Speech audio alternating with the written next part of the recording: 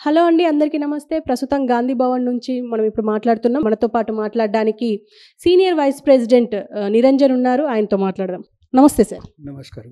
మొన్న తుక్కుగూడలో జరిగిన సభలో రాహుల్ గాంధీ అలాగే కొండ సురేఖ వీళ్ళిద్దరూ ఎలక్షన్ కోడ్కు విరుద్ధంగా మాట్లాడారు అని చెప్పి ఈసీకి కంప్లైంట్ చేశారు దాసోజు శ్రవణ్. అసలు ఏంటి, నిజంగానే చేశారంటారా కమెంట్స్? కేసీఆర్ మీద పర్సనల్గా వెళ్ళారు అని చెప్పేసి అంటున్నారు. ఇప్పుడులే ఎవరైనా కంప్లైంట్ చేస్తూ ఎవరైతే ఉన్నారో వాళ్ళ ముందు మేమేం మాట్లాడిందో ఆలోచన చేయాలి. కేసీఆర్ గారు మొన్న ప్రెస్ మీట్లో ప్రజలందరూ విన్నారు. ఆయన ప్రెస్ మీట్ ఆయన ఏం భాష మాట్లాడిండ్రు?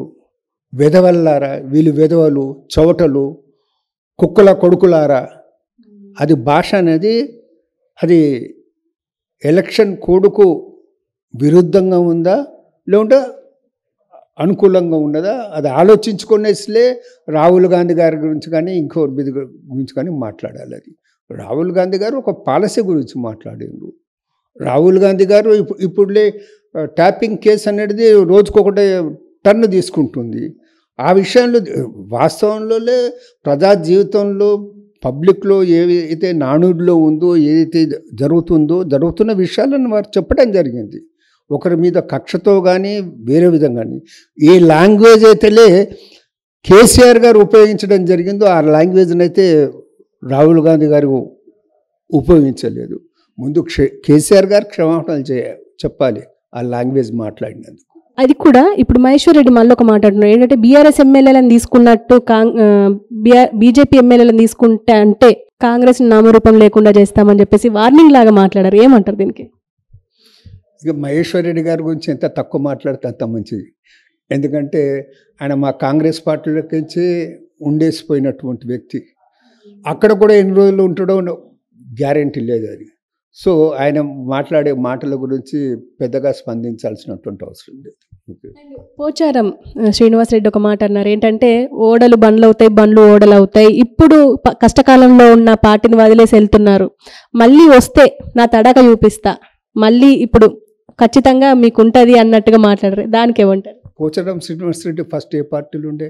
ఆయన టీడీపీ మారేసి ఎందుకు బీఆర్ఎస్లో పోయిండు? ఇప్పుడు ఏదైతే మాట మాట్లాడుతున్నాడో మరి అప్పుడు పార్టీ ఏ పరిస్థితుల్లో అందులోనే కంటిన్యూ ఉండాలనేసి ఆ మాత్రంగా అవగాహన లేదు. పెద్ద మనిషి ఆయన, ఏజ్డ్ పర్సన్. ఆ అవగాహన లేకుండా పార్టీ మారిన వ్యక్తి వేరే పార్టీ మారితే వారికిలే నైతికంగా చెప్పే హక్కు మీకెక్కడ ఉంది? మీరు పాటించి వేరే వాళ్ళ గురించి చెప్పాలి. దానం నాగేందర్ గురించి ఏంటంటే, దానం నాగేందర్ పార్టీలో చేరకముందు, అంటే కాంగ్రెస్ పార్టీలో చేరకముందు వరకు ఆయన ఇంటి వెనుక ఒక ప్రభుత్వ స్థలం ఉండే. అది ఆయన ఎప్పుడైతే కాంగ్రెస్ పార్టీలో జాయిన్ అయ్యారో అప్పుడే అది మాయమైపోయింది, దాన్ని కబ్జా పెట్టారు అని చెప్పేసి అక్కడ స్థానికులు ఆరోపిస్తున్నారు. ఏమంటారు? స్థానికులు ఆరోపించడం ఎందుకు? స్థానికుల దగ్గర ఏమైనా ఆధారం ఉంటే ప్రభుత్వం దగ్గరికి పోవాలి, కన్సర్న్ అధికారుల దగ్గరికి పోవాలి, చెప్పాలి. ల్యాండ్ అనేది ఏదైనా ఉంటే రాత్రి అది డాక్యుమెంట్స్ మారే కదా. అందులో ఇప్పుడు ఎలక్షన్ కోడ్ ఉంది కదా. ఎలక్షన్ కోడ్ ఉన్న సందర్భంలోనే డాక్యుమెంట్స్ ఎట్లా మారుతాయి? అది ఓన్లీ నిజంగానే డాక్యుమెంట్స్ ఏమైనా మారినామంటలే, ప్రభుత్వ స్థలం పోయేసి పర్సనల్ స్థలం అయ్యిందంటలే ఆధారాలు ఉంటే చూపెట్టాలి. ఇప్పుడు ఎలక్షన్ కమిషన్ ఏది ఓల్ అండ్ సోల్. ఇప్పుడు అది you can go to the election commission also in this regard. అనవసరపు ఆరోపణలు అనేది చెయ్యొద్దు. ఒకవేళ నిజంగానే అట్లా జరుగుంటే ఆధారాలతో సహా పోవాలి. అది పోయేసి రుజువులు అనేది చూపెట్టాలి. ఒకవేళ శిక్ష రూల్ ఎవరైనా శిక్ష వచ్చే విధంగా పడే విధంగా చూడాలి. అది అంటే ఎటువంటి సెకండ్ థాట్ అనేది అవసరం లేదు. అది ఇప్పుడు మన ఎలక్షన్ కోడ్ ముందు వరకు ప్రజావాణి నడిచింది. ఇందులో చాలామంది లబ్ధి పొందడానికి చాలామంది ట్రై చేస్తున్నారు. అంటే భూ కబ్జాల విషయం కావచ్చు, అటు వాళ్ళ పింఛన్ల విషయాలు కావచ్చు, ఉద్యోగాల విషయాలు కావచ్చు, మెసేజ్లు రావడం, మళ్ళీ దాని గురించి ఎలాంటి అంటే ఫర్దర్గా ముందరికి వెళ్ళకపోవడం అది జరిగింది. అసలు ఏం జరుగుతుంది? అంటే ఇప్పుడు ఆ ప్రజావాణిలో తీసుకున్న దరఖాస్తులు ఖచ్చితంగా అవి నెరవేరుతాయంటారా? తప్పకుండా. ఒక అప్లికేషన్ ఒక దరఖాస్తుదారు ఒక అప్లికేషన్ ఇచ్చిన తర్వాత అప్లికేషన్ కన్సర్న్ డిపార్ట్మెంట్లో అనేది ఖచ్చితంగా ఉంటుంది. అది దాని మీద చర్యలు తీసుకుంటారు. కానీ ఇమ్మీడియట్గా అనేది తీసుకోకపోవచ్చు అది, ఎందుకంటే ఒకటా కోడ్ అమల్లో ఉంది. రెండవది ఏంటంటే అడ్మినిస్ట్రేషన్, టోటల్ అడ్మినిస్ట్రేషన్ ఎలక్షన్ డ్యూటీలో ఉంది. Right from collector to local level ఉండే ఆఫీసర్ వరకు, బిఎల్ఓ అంటే అంగన్వాడీ టీచర్స్, వీళ్ళందరూ కూడా బిఎల్ఓలో ఉన్నటువంటి వ్యవస్థ. కలెక్టర్లు అనేది డిస్ట్రిక్ట్ ఎలక్షన్ ఆఫీసర్గా అనేది మొత్తం ఆ డిస్ట్రిక్ట్లో ఉండే వ్యవస్థ అనేది మొత్తం ఆయన కంట్రోల్లో జరుగుతుంది. వాళ్ళు వేరే వైపు అనేది అటెన్షన్ ఇచ్చే పరిస్థితి అనేది ఇప్పుడు లేదు. ఎలక్షన్స్ అయ్యే వరకు మాత్రం దాని మీద పరిశీలన జరుగుతుందనేసి మనం ఆశించలేము. కనీసం ఇన్ని రోజులు ఆగినాం. జూన్ 6th వరకు కోడ్ ఉంది. ఎలక్షన్స్ May 13th అవుతుంది. ఎలక్షన్స్ అయిపోయిన తర్వాత వాళ్ళు దాని మీద కాన్సన్ట్రేట్ చేసి అప్లికేషన్స్ సార్ట్అవుట్ చేసే అవకాశం అనేది కలుగుతుంది. ఇంకోటి సీనియర్ నాయకుడు, సీనియర్ కాంగ్రెస్కి లాయల్గా ఉన్న వ్యక్తి విహెచ్ గారు. అంటే ఆయన ఎంత పెద్ద మనిషి అందరికీ తెలిసిన విషయమే. ఆయనని కమీడియన్ చేశారు కాంగ్రెస్ పార్టీలో అని చెప్పేసి బీజేపీ వాళ్ళే ఆరోపిస్తున్నారు.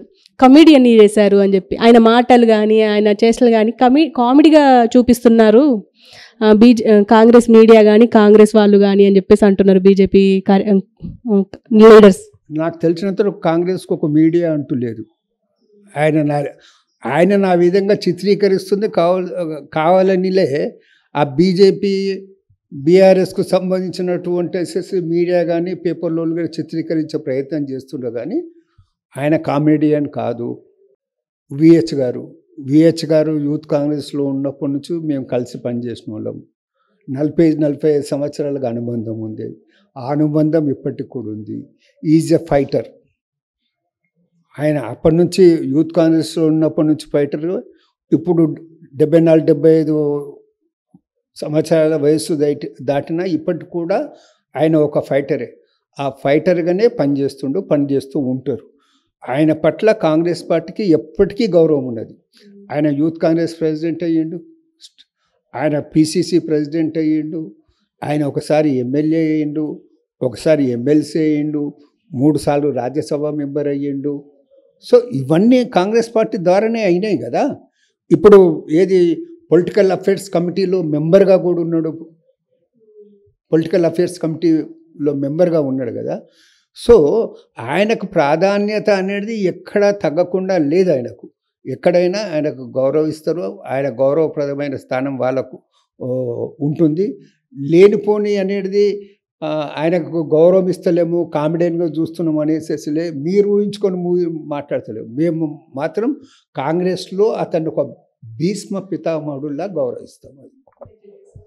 Thank you very much sir. అంటే ఉన్న ఆలోచనలు కానీ డౌట్లు కానీ అన్నీ తీర్చారు. Thank you very much sir.